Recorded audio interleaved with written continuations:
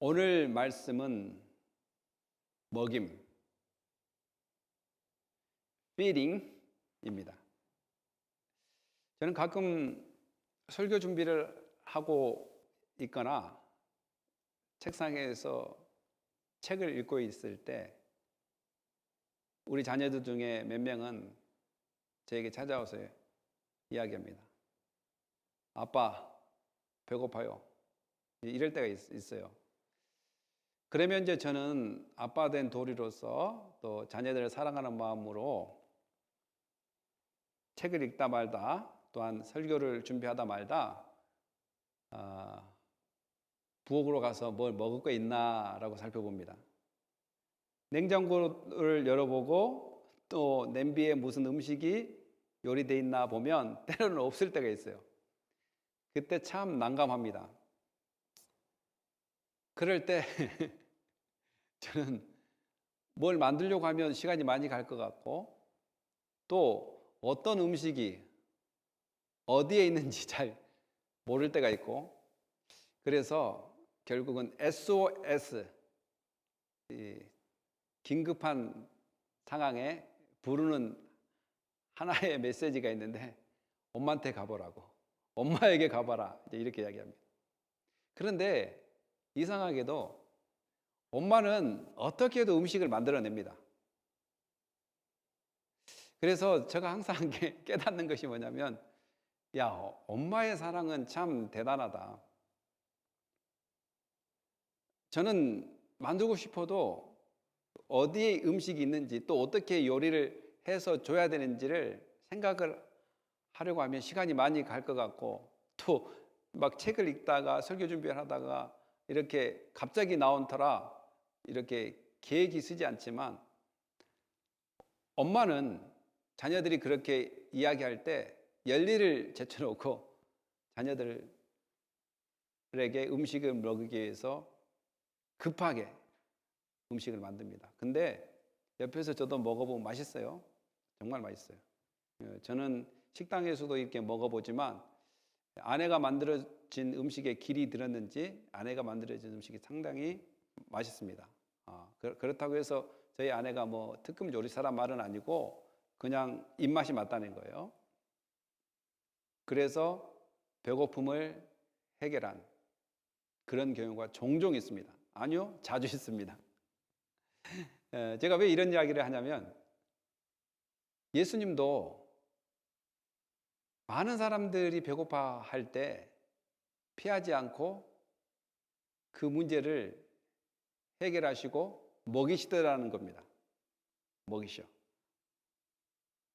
마치 집에서 엄마가 자녀들에게 음식을 성급히 만들어서 자녀들의 배고픔을 달래주는 것처럼 예수님도 먹이시더라는 것입니다. 오늘 이 이야기를 통해서 예수님이 우리에게 주고자 하는 메시지가 뭘까?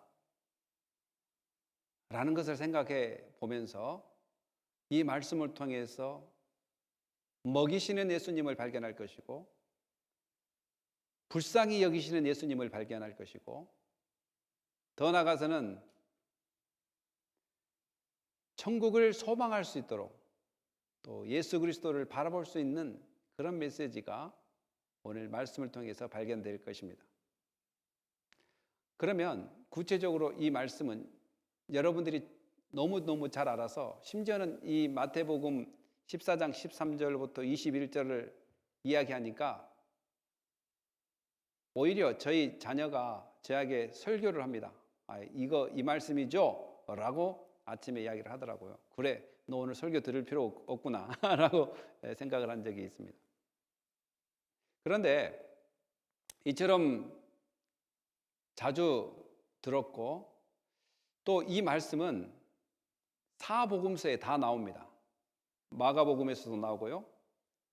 마태복음에서도 나오고 오늘 마태복음, 누가복음에서도 나오고 요한복음에서도 나옵니다. 오늘 마태복음 14장에서 나오고 마가복음 6장에서 나오고 누가복음 9장에서 나오고 요한복음 6장에서 나옵니다. 그런데 그 네 개의 스토리를 다 제가 읽어봤어요. 그런데 문맥적으로는 거의 비슷한 말이지만 거기서 몇 가지 것들이 보충되어지거나 해석되어지는 그런 내용도 있습니다. 마태가 말하지 않는 것은 마가가 이야기하고, 또 마가나 누가가 이야기하지 않는 것은 요한이 이야기해주고, 이 스토리를 통해서 예수께서는 늘 사역을 하면서 지치고 힘들 때 한적한 곳을 가셨습니다. 한적한 곳을 가는 이유는 두 가지입니다. 하나는 쉼을 얻기 위해서, 하나는 기도를 하기 위해서. 두 가지 측면에서. 예수님도 3년 반, 이 공생애 동안 했던 것이 뭐냐면 크게 두 가지인데, 하나는 하나님 나라의 선포와 하나는 제자들을 양육하는 것이었습니다.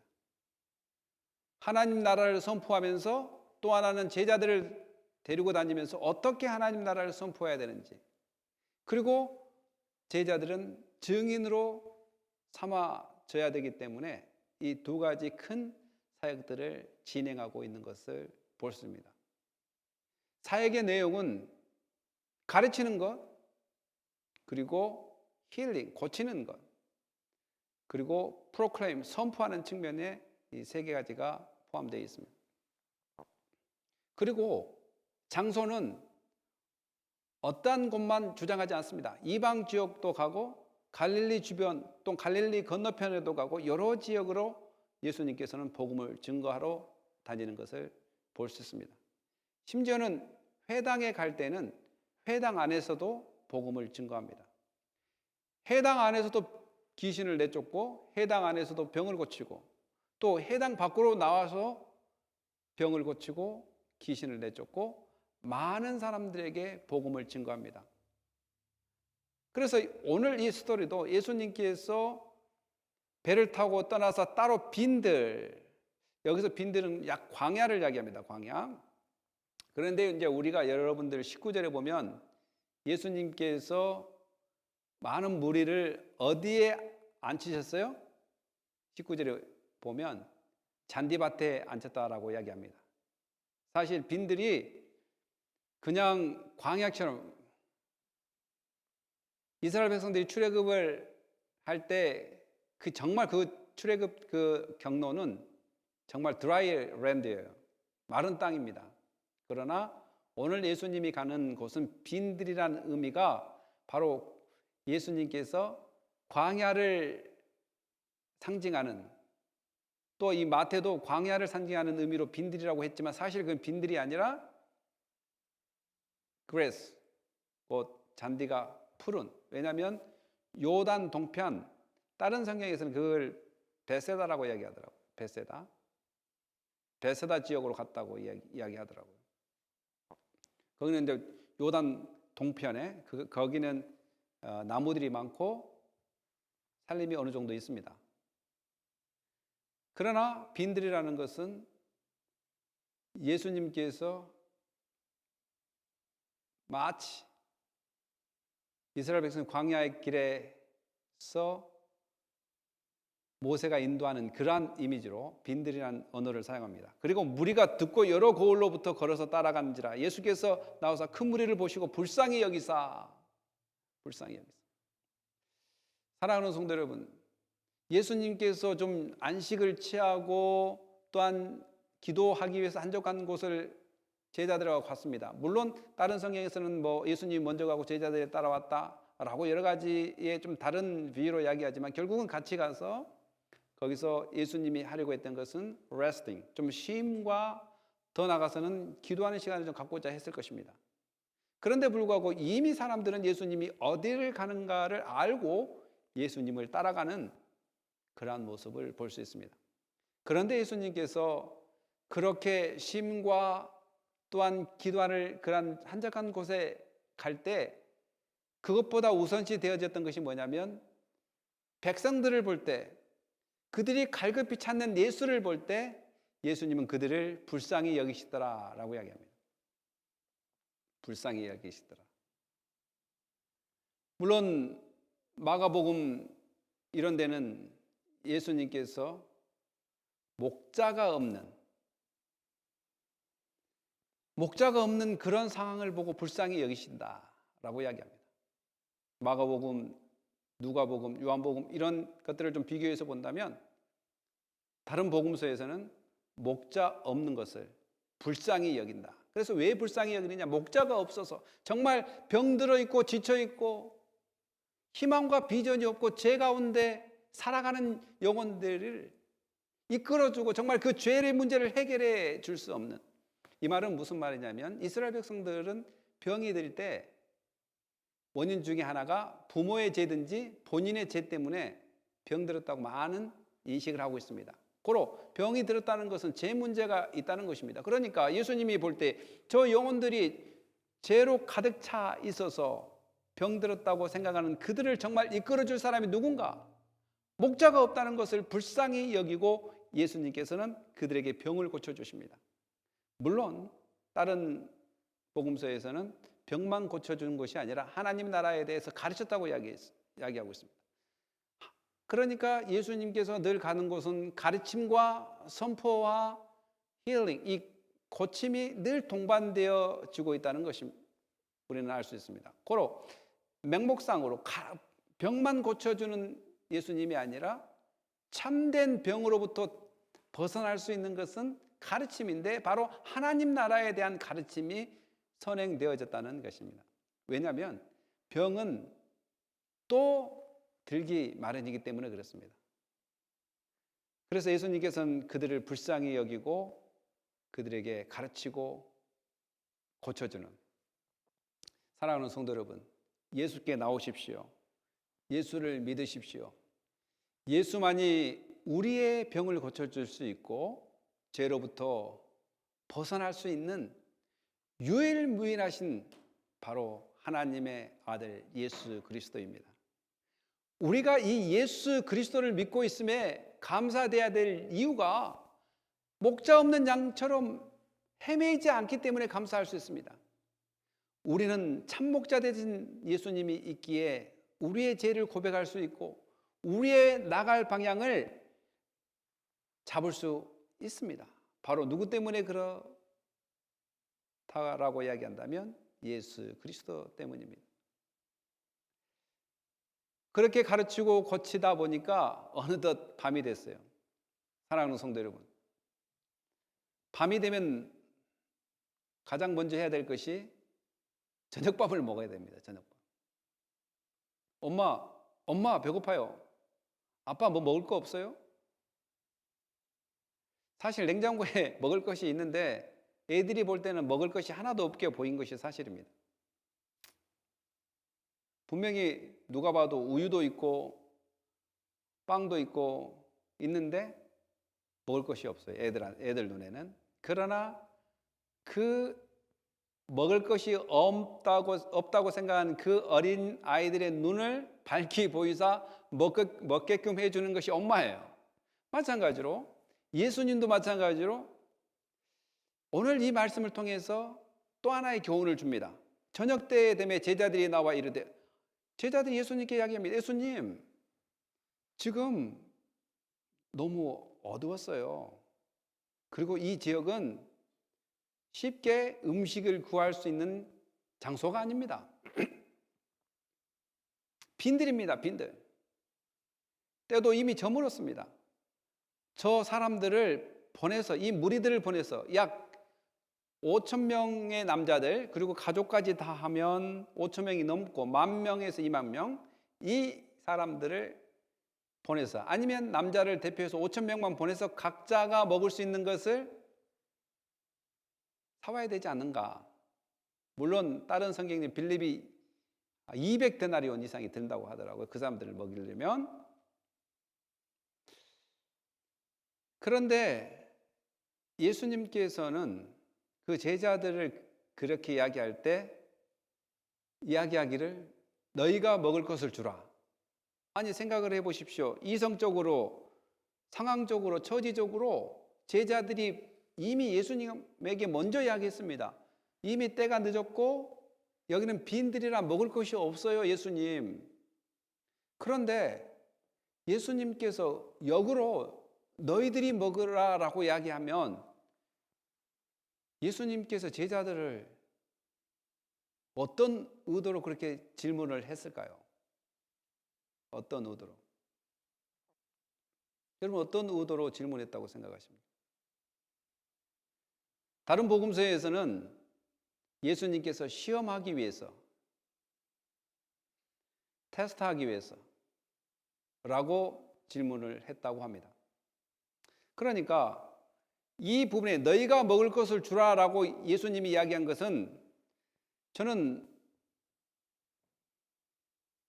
두 가지 사실을 발견하게 됐는데, 자연현상이나 그들의 이성이나 상황적으로 판단했을 때 얻을 수 없는 5천 명, 자기 자신이 먹을 것도 힘든데 5천 명을 먹일 수 있는 것이 제자들을 구할 수 있느냐? 라고 예수님께서 질문을 던진 것은 바로 테스트인데, 그들의 믿음을 테스트하는 것이고, 두 번째는 그들이 앞으로 무엇을 먹여야 될지, 이것들을 생각해 볼 수 있습니다. 자, 생각 한번 해봅시다. 예수님께서 너희가 먹을 것을 주라, 말이 안 되잖아요. 그런데 이 제자들이 말이 안 되는 것을 예수님께서는 하십니다. 그러니까 이 질문을 통해서 너희들이 할 수 없는 것은 예수님이 할 수 있다. 그러니까 끝까지 지금까지 이적과 기적을 예수님이 보여주셨기 때문에 그 믿음이 조금이라도 있다면 지금 이 현상도 예수님께서 질문할 때 너희가 먹이라라고 이야기할 때, 네 예수님, 저희들이 할 수 있습니다. 어떻게 할 수 있는가? 이 모든 문제를 예수님 앞에 맡길 때 할 수 있습니다 라고 고백하면 얼마나 좋은 믿음이 될까요? 얼마나 좋은 믿음이 될까요?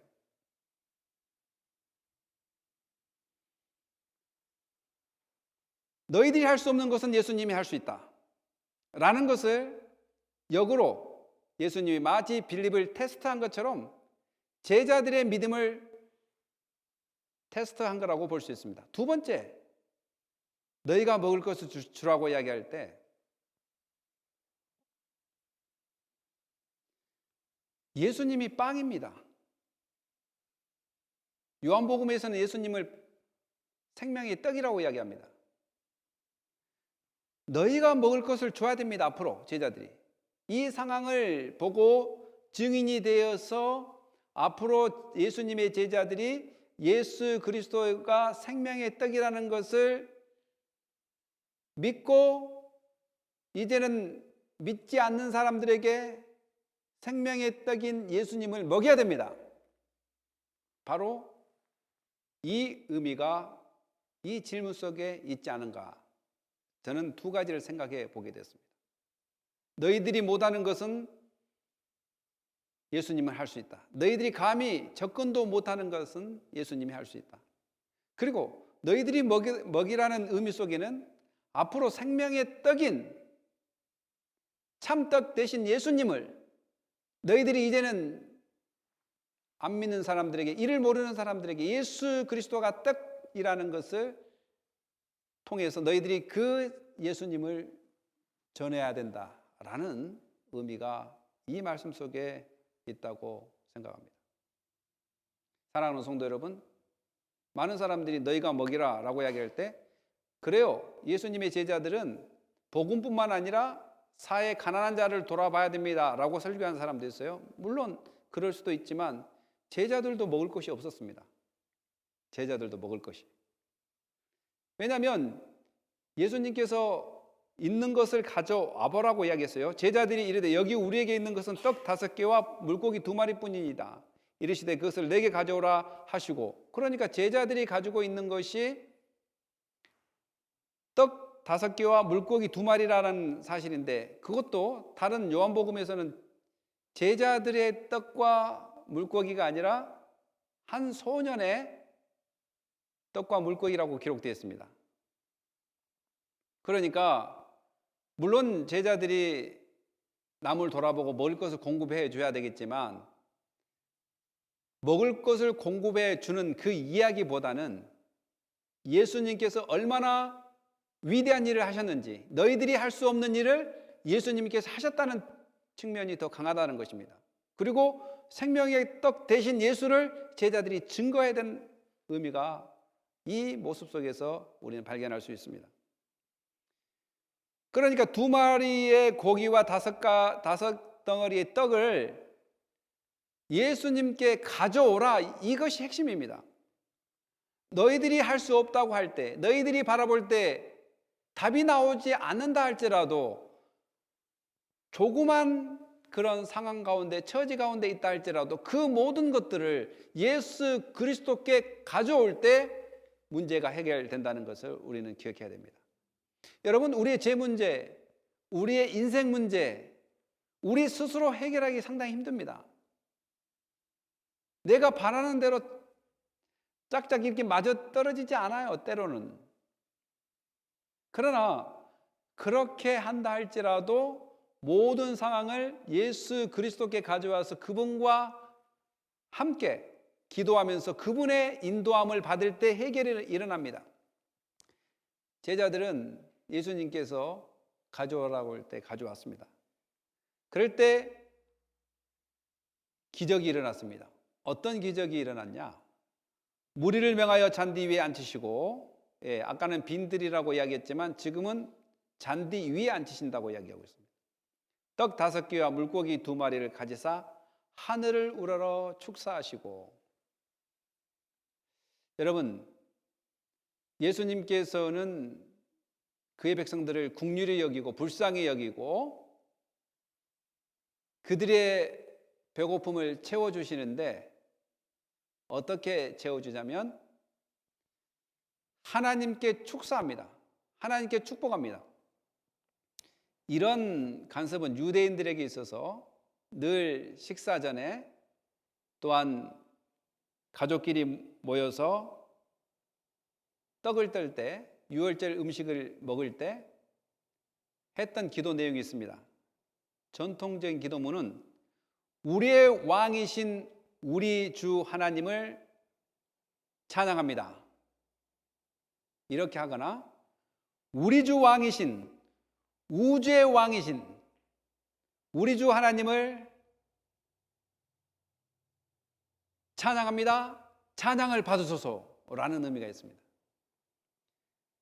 하나님께서 땅에서 떡을 나게 하셨습니다, 이렇게 고백하게 합니다. 그러니까 하나님의 주권을 인정합니다. 떡을 만드신 하나님, 포도주를 주신 하나님을 찬양합니다.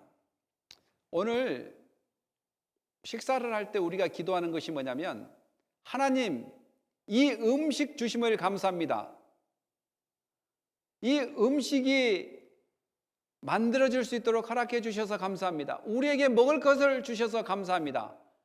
이런 감사 기도가 넘쳐나야 될 줄 믿습니다.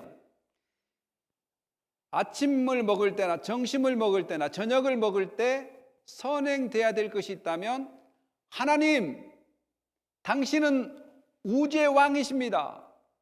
우리 주 하나님을 찬양합니다. 우리의 찬양을 받으십시오. 하나님께서 이 땅에 떡을 나게 하셨고, 떡을 만들어 주셨고 포도주를 나게 하셨습니다. 포도가 나게 하셨습니다 라고 하나님의 주권을 인정하는 기도를 우리는 드려야 됩니다. 예수님도 마찬가지로 비록 5덩어리의 떡이고 2마리의 물고기지만 5,000명 이상을 먹이기 위해서 하나님께 기도하는 것을 볼 수 있습니다. 그리고 제자들에게 주심에, 정말 여러분들이 이곳에서 진리를 발견한 것이 뭐냐면, 바로 떡을 창조하신 예수님, 그 예수님을 떡을 누구에게 맡기냐면 바로 제자들에게 맡깁니다. 바로 제자들의 임무는 뭐냐면 떡을 나누는 겁니다. 나누는 것, 또 딜리버리하는 것입니다. 그래서 제가 아까 이야기했다시피, 제가 너희가 주라라고 이야기할 때 그 의미 속에는 바로 생명의 떡이신 예수 그리스도를 제자들이 앞으로 나누어 줘야 되고 너희들이 딜리버리 해야 된다 라는 의미를 생각해 보았습니다. 사랑하는 성도 여러분, 예수 그리스도를 믿습니까? 예수 그리스도를 믿는다면 우리가 오늘 입을 닫고 관계를 닫고 있는 이유가 뭡니까?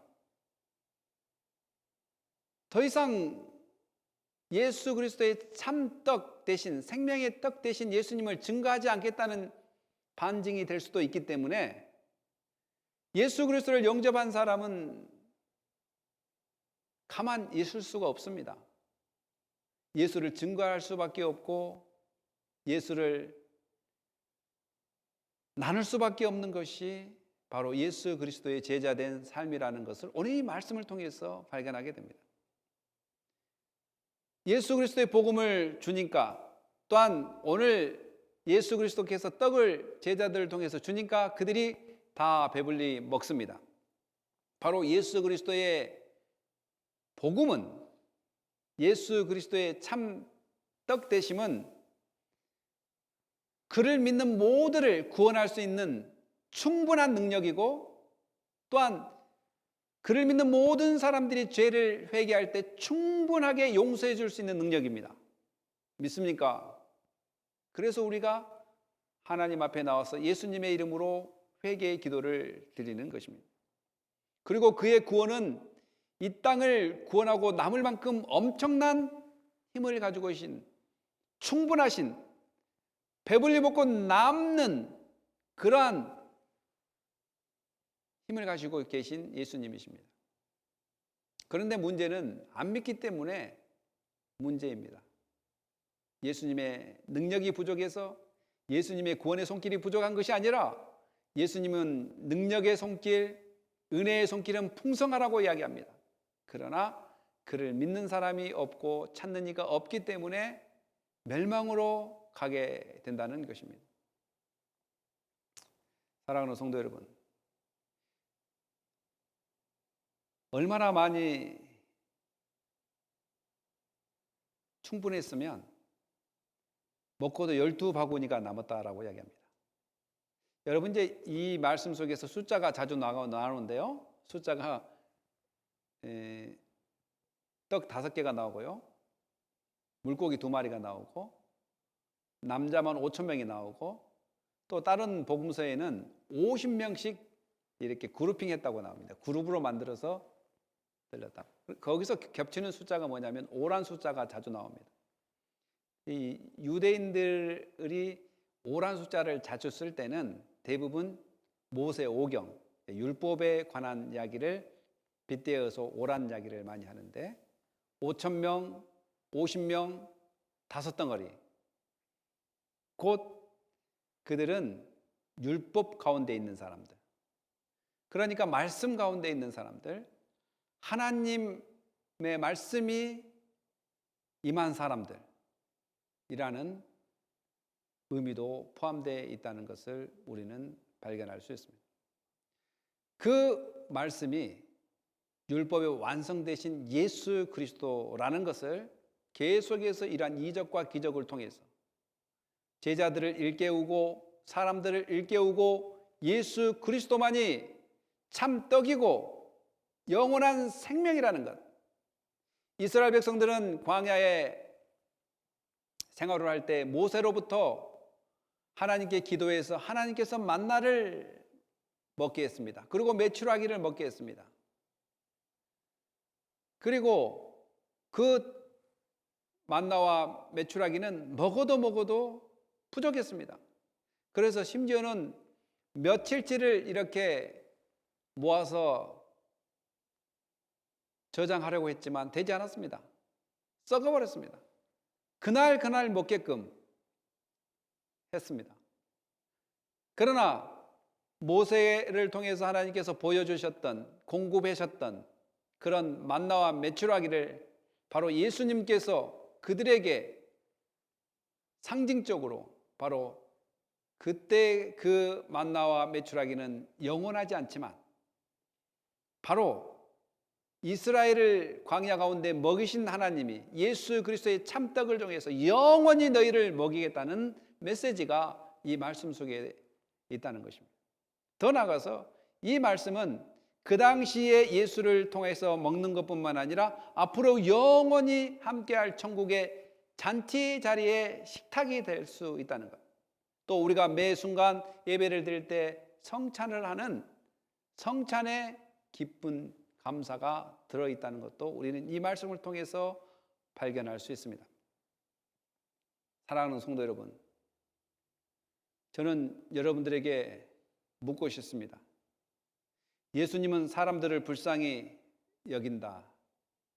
왜 불쌍히 여겼습니까? 말씀을 정리해 보자면 목자 없는 양들이기 때문에 불쌍히 여겼다는 것입니다. 여러분들이 인생의 방향, 인생의 설정을 예수님이 없고 성경 말씀이 없다면 어디서 찾을 수 있을까요?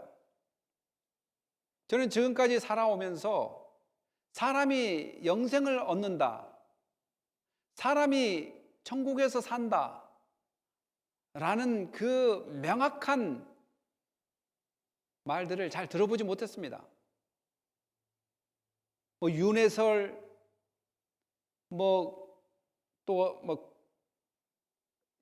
천국 이런 것들을 이야기를 하는데 명확하게 왜 천국을 갈 수 있는지, 착하게 살아야 된다, 덕을 베풀어야 된다라고 이야기하지만 우리의 실정과 사정을 볼 때 착하게 살 수 있는 성품인지 덕을 베풀 수 있는 성품인지를 한번 살펴보십시오. 늘 악과 제약이 관영하고 틈만 있으면 짜증내고 화를 내고 좋아하고 사랑한단 말보다는 네가 그랬잖아, 너 때문이잖아, 이렇게 불평 원망을 하는 것이 우리의 스타일입니다. 예수를 오래 믿어도 마찬가지예요. 그래서 우리가 늘 회개하는 것입니다. 그러나 예수님은 이 목자 없는 양들을 향하여 참 목자가 누구신가를 보여주고 불쌍히 여겨 가르치고 치료해 주시는 것을 볼 수 있습니다. 예수님은 이스라엘 백성의 그 배고픔을 먹이시고 구원해 주신 것을 볼 때에 오늘 예수님께서 우리 영적으로 목말라하고 또한 육적으로 갈 바 몰라 헤매이는 영혼들에게 참 길이 되어 주시는 위대하신 하나님, 바로 예수 그리스도이십니다. 그리고 하나님께서는 이 이야기를 통해서 하늘 잔치가 우리에게 있다는 것, 만나와 메추라기 먹던 시절 그들이 이제는 참떡이 되신 예수를 먹었다면 이 참떡을 먹은 예수 그리스도의 백성들 또한 그의 제자들은 영원한 천국에서 잔치자리가 있다는 것을 요한계시록을 통해서 이야기해 줍니다. 오늘 영육간에 일용할 양식을 주신 하나님을 찬양해야 됩니다. 여러분 힘들 때, 고통스러울 때, 갈 바 몰라 헤매일 때 바로 예수 그리스도의 복음 앞에 무릎을 꿇어야 되고 예수 그리스도를 영접할 때 모든 영육간의 문제들이 해결됩니다. 어제 어떤 목사님께서 페이스북에 이런 글을 올렸더라고요. 본인이 3월 달에 개척을 했는데 개척을 할 때 사람들이 너 2달 지나면 거지가 된다, 2달도 못 버틸 것이다 라고 주위에서 몇 분의 목사님들이 그 목사님에게 이야기를 했답니다. 그리고 본인 자신도 부목사 생활을 하다가 많은 사람들이 했던 말 중에 하나가 하나님께서 돌보신다, 하나님께서 먹이신다, 이 말을 많이 들었다고 이야기합니다. 그런데 그 말이 자기가 생각할 때 너무 무책임한 말이다 라고 생각했대요. 그래서 실제로 개척을 하고 2달을 지나 보니까 배고파 죽지는 않고 하나님께서 그를 돕고 돕는 자를 붙여주시는 그러한 이적과 기적을 맛보았다라고 페이스북에 썼더라고요. 그래서 겸손해져야 되겠다. 섣불리 하나님의 말씀을 판단하거나 상황을 저울질하지 말아야 되겠다라고 썼습니다. 저는 그 목사님을 사랑하고 또한 그 목사님의 그런 페이스북 글에 동의합니다. 왜냐하면 저도 마찬가지로 놀라운 이적과 기적 속에 오늘도 살아가고 있기 때문에 그렇습니다. 모르겠습니다. 어떻게 하나님께서 저희들을 이렇게 사랑하시는지, 어떻게 하나님께서 저를 이렇게 먹이시는지, 인도하시는지, 역사하시는지. 사실 저희 아내나 저가 변변치 않는 특별한 그런 기술도 없어요. 어디서 사이드 잡을 할 수 있는 그러한 기능이 있지를 않아요. 제가 설교하고 말씀 증거하는 것 외에는 특별히 뭘 잘하는 것이 없습니다. 마찬가지로 저희 아내도 마찬가지고.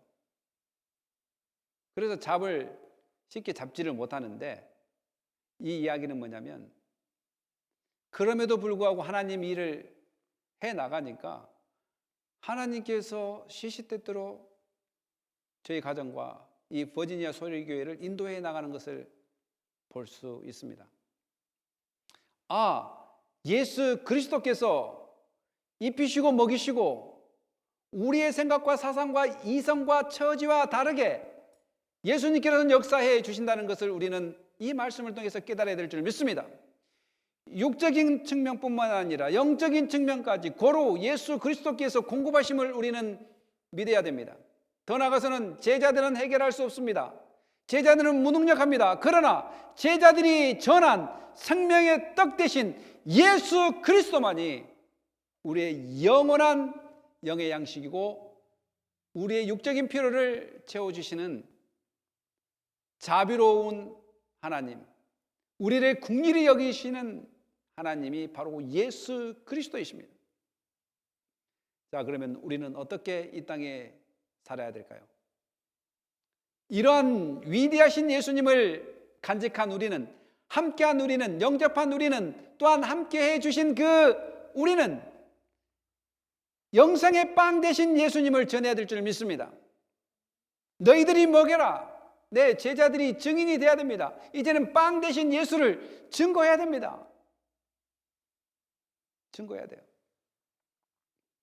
정말 예수님이 영생의 떡이라는 것을 믿는다면, 정말 예수 그리스도께서 생명의 떡이라는 것을 믿는다면 너희들이 먹이라 하는 것처럼 오늘 예수 그리스도의 제자들이 이것을 먹고 나가야 되는데, 먹고 나간 것뿐만 아니라 이제 먹여야 되는, 예수 그리스도는 생명의 떡입니다, 영생의 떡입니다 라는 것을 우리는 증거해야 될 줄 믿습니다.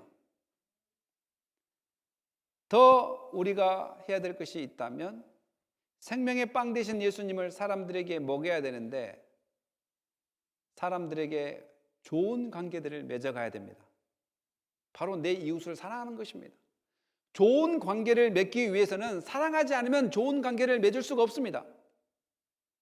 그래서 예수님께서 구약의 율법을 정리해 주신 것이 있다면 하나님을 사랑하고 내 이웃을 사랑하라. 그냥 사랑하지 말고 내 온 몸과 뜻과 정성을 다해서 하나님을 사랑하고 내 이웃을 사랑하라고 이야기하는 것입니다. 이번 주 여러분들 생명의 빵 되시고 영생이 되신 예수님을 먹이기를 원하십니까? 여러분이 먹었던 예수 그리스도의 생명의 떡, 이 떡을 다른 사람에게도 먹이기를 원하신다면 사랑하십시오. 관계를 맺으십시오. 복음을 증거해야 됩니다. 그러기 위해서 오늘 우리가 사람을 회피하거나 멀리하지 않고 다가가서 예수 그리스도의 생명의 빵, 이 참된 복음을 먹이고 전하는 은혜가 있기를, 저와 여러분이 되기를 예수님의 이름으로 축복합니다. 오늘 몇 명 여러분 이번 주 만날 것입니까? 이번 주 몇 명 만날까요? 만나서 무엇을 할까요? 구체적으로 아멘 했으면 세워서 여러분들이 또한 저와 우리 모두가 나가서 예수 그리스도를 전하는 은혜가 있기를 예수님의 이름으로 축복합니다. 기도하겠습니다. 할렐루야. 하나님 감사합니다. 오늘 하나님께서 저희들을 불러주셔서 예수님께서 생명의 떡입니다. 예수 그리스도께서는 우리의 모든 것의 주인입니다. 하나님께서 저희를 인도해 주셔서 주님의 높고 위대하심만을 증거하며 찬양하며 나가게 하여 주시고, 오늘도 복음을 모르고 예수 그리스도를 모르는 사람들을 향하여 한 걸음 한 걸음 나가게 하여 주시옵소서. 많은 사람들은 참된 예수 그리스도를 찾는 것보다 사람을 찾아다닐 때가 많지만, 이제는 참된 예수 그리스도의 떡 되심을, 빵 되심을 인지하고 믿고 먹고 그 먹는 것을 다른 사람에게도 나눠줄 수 있는 그런 놀라운 사랑을 실천하는 주의 백성들 되게 해주시옵소서. 감사하며 예수님의 이름으로 기도합니다. 아멘. 우리 다 같이 일어서서 찬양하고요, 기도 시간을 갖겠습니다.